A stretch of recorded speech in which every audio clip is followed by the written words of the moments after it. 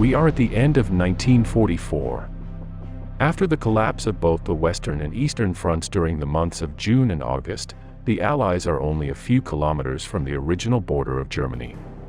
Thus, the Third Reich, which wanted to last 1,000 years, was now more threatened than ever.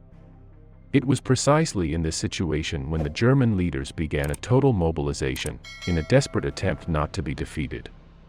One of those desperate measures was the mobilization of all the men who to date had not been recruited for the army, with whom a militia was created that would go into combat when the Allies entered Germany.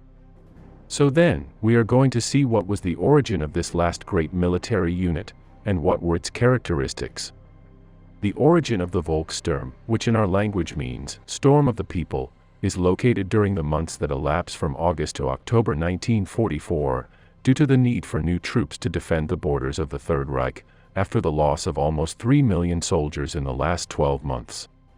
One of the main promoters of the creation of this militia was General Guderian, who as Chief of General Staff of the Army High Command, in August 1944 proposed this idea to Hitler with the aim of having hundreds of thousands of men, or even millions, for the defense of the Eastern Front.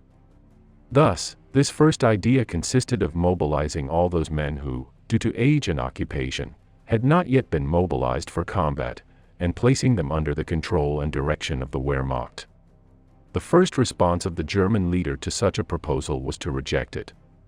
However, and in view of the fact that the military situation did not improve on any front, Hitler gradually changed his mind, and at the beginning of September the creation of this militia combat unit began. One of the main characteristics that the German leader emphasized was that fanaticism should be the fundamental pillar of this new unit. With it, all the mistakes that had been committed in the past had to be corrected, and the defeatism and low morale that at the time seemed to have taken over the Wehrmacht and many of its generals were not going to take place in the Volkssturm. Put into practice, what Hitler meant was that part of the instruction and training time of the members of the Volkssturm was going to be used for political education. As a curiosity, the defense at all costs that the Japanese were making in the different islands of the Pacific served as inspiration for the creation of this body in Germany. Thus, and to ensure this objective, Himmler was going to be in charge of directing all the procedures in the creation and formation of the Volkssturm, and its regional or local control would be under the command of the relevant party authorities. Once the Hitler clique estimated all the guidelines, the Führer internally issued the following decree on September 25. After 5 years of fierce fighting, on some fronts very close to the German borders, the enemy keeps attacking us due to the desertion of all our European allies. The enemy has started actions to crush our Reich, to destroy the German people and their social order. As in the fall of 1939, we are facing our enemies alone. In recent years we have been successful in solving the most complex military problems since the first large-scale operation by the brave German people. Once again, by our iron will, the continuity of the Reich and therefore of Europe will be assured. But since our enemies believe they are capable of giving us the final blow, we have decided to once again use the power of our people. It must and will succeed, as in the years 1939 to 1941, and it will defeat the enemy and drive it out of our Reich forever, so that the future of Germany and its allies, and with them Europe, will secure and guarantee peace forever. For the strengthening of the power of our armed forces and especially of the leadership in the tireless struggle everywhere, wherever our enemies want to set foot on German soil, I demand that all men capable of handling a weapon go into combat. Therefore, I order the following. 1. The Volkssturms, forces for the defense of the German people, will be formed in all the districts of the Reich of Greater Germany, in which all men between the ages of 16 and 60 capable of carrying a weapon must serve. They will defend the homeland with all the weapons and means at their disposal that seem appropriate. 2. The formation and command of the Volkssturm will be established in all districts under the leadership of the Gauleiter.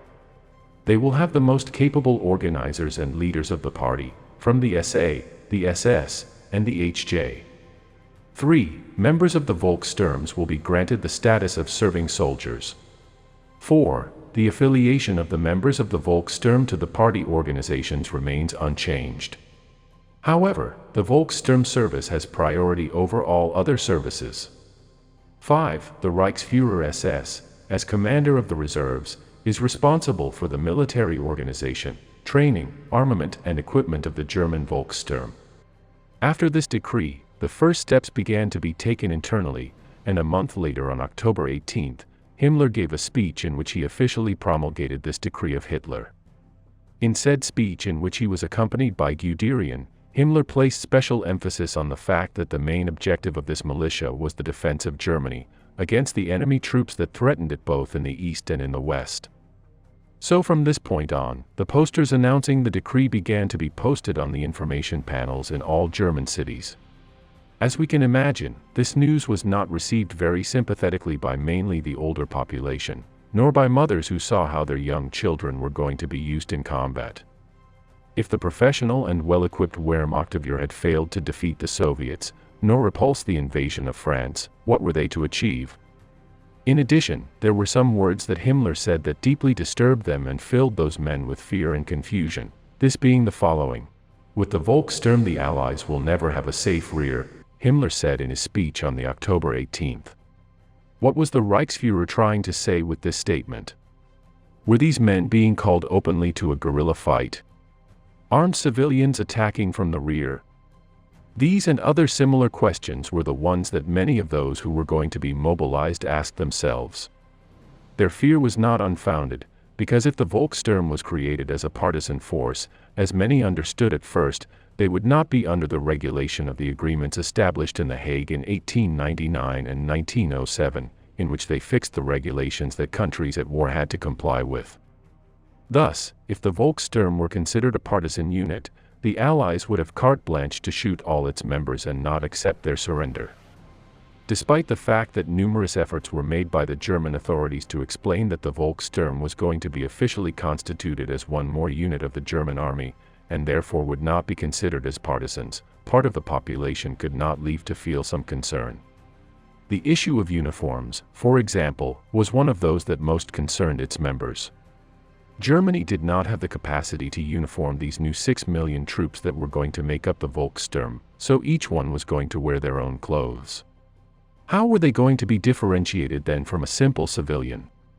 Well, this would be done with a simple badge, this being a red, white and black bracelet on which the phrase would go, Deutscher Volkssturm Wehrmacht. At the end of October, a series of meetings began to be held at the local and regional level, in which all those men between the ages of 16 and 60 who to date had not been mobilized in combat units, had to present themselves. Because the party leaders themselves were in charge of organizing everything, since they wanted the Wehrmacht to have as little involvement as possible, the situation was a bit chaotic. This once again had a negative influence on the new recruits, who instead of seeing that they were going to become as professional a force as possible, were going to take the ideological path, where fanaticism would be its main axis. When the different categories that were going to make up the Volkssturm were made public, many breathed a sigh of relief and tried to be included in the ones that represented less danger. Thus, these categories were as follows. In Category 1 and 2, those men who were fully trained for combat would be integrated, and depending on the importance of their current job position, they would be mobilized for combat at the regional, Category I, or local level, Category 2. Let us remember that these Volkssturm battalions were not going to be displaced to different places on the front, as was the case with the divisions of the German army, and that their action would be limited simply to defending their region or town when it was threatened by the enemy. In Category 3, the youngest males who were between 16 and 20 years of age were integrated.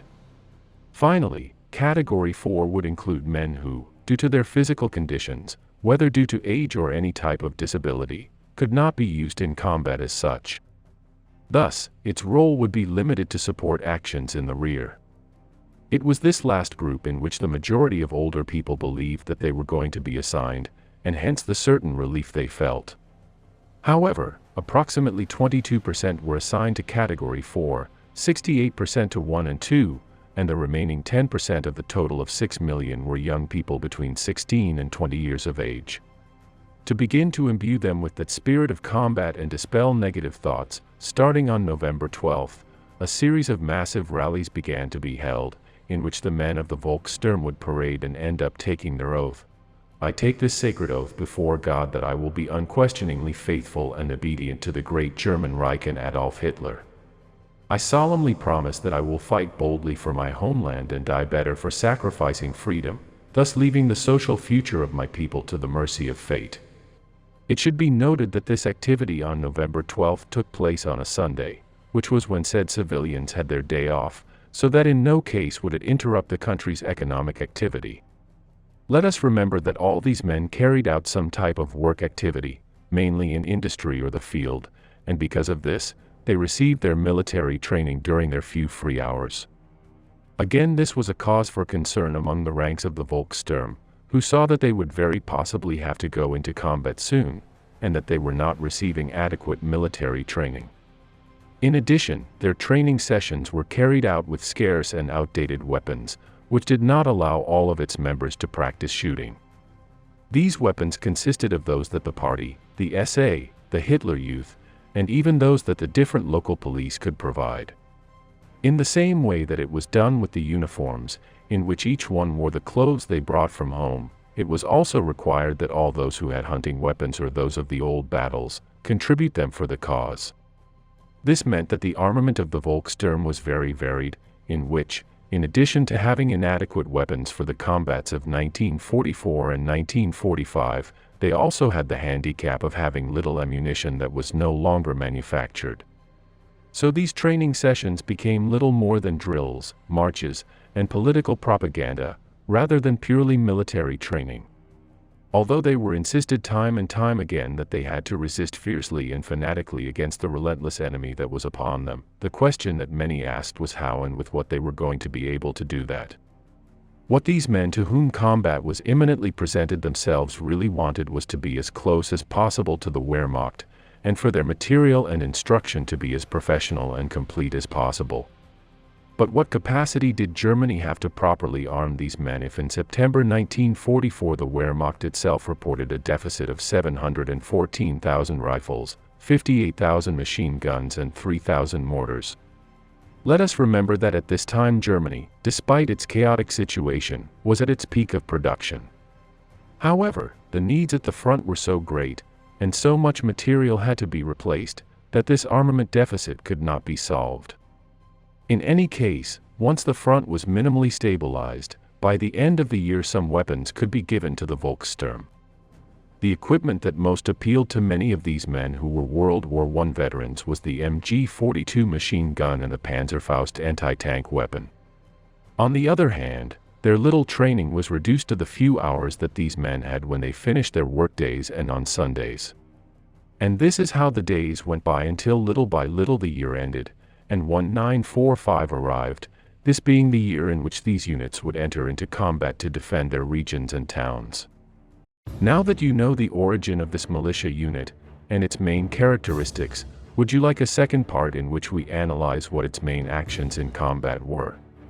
I leave you in the description the program we did about the siege of Wroclaw, in which several Volkssturm units played a very important role, along with the channel's website where you can check our next trip. Thank you all for being part of this community, and especially the sponsors who make this possible. Subscribe and share this program if you liked it, and we'll see each other here as always, next Thursday and Sunday. See you soon.